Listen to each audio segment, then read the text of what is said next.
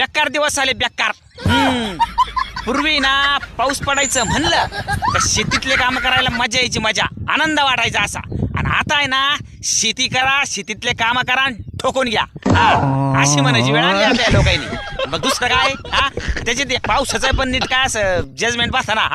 4 दिवसापूर्वी नुसतं वारं सुटलं, नुसतं आभळाच आलं आणि आता आभळ नाही वारही नाही, नुसतंच कडक ऊन पडून राहिलं. नेमकं आहे ना त्या, आणि त्या हवामान अंदाज सांगणारे पण असे बुचकळून गेले.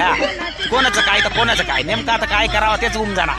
शेतीत तर लागा तेवढा खर्च करून बसेलच बरं का. आता वरून कृषी सेवा केंद्रावाल्याला सांगून ठेवलं, मला पाऊस जर झाला उदार पादार बिन मटेरियल देऊ. आता काय त्याला इलाज नाही, कारण आहे ना मागच्या वर्षी ना शेतीत काहीच व्हायला नाही. 1 वर्ष डायरेक्ट शेती तोट्यातच जायली. आता त्याला पर्याय नाही राहिला. तर मग त्याला काय करणार आहे आता. आणि शेती तर करावाच लागेल. नाही करावा शेतीच्या जेवर उड्या मारणार आहे ती जगतीन कशी, ही एक पंचायत लई मोठी व्हायली.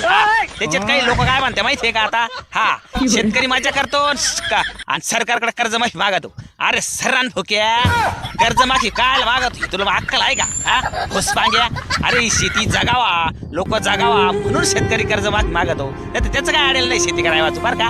तेव्हा आहे ना या असं बोलणं बंद करा, शेतकऱ्याविषयी चांगली भावना ठेवा जरा. अरे तुम्ही माणसं का कोणी हलकट बनवणार आता. जाऊ द्या सोडून द्या आता. मग काय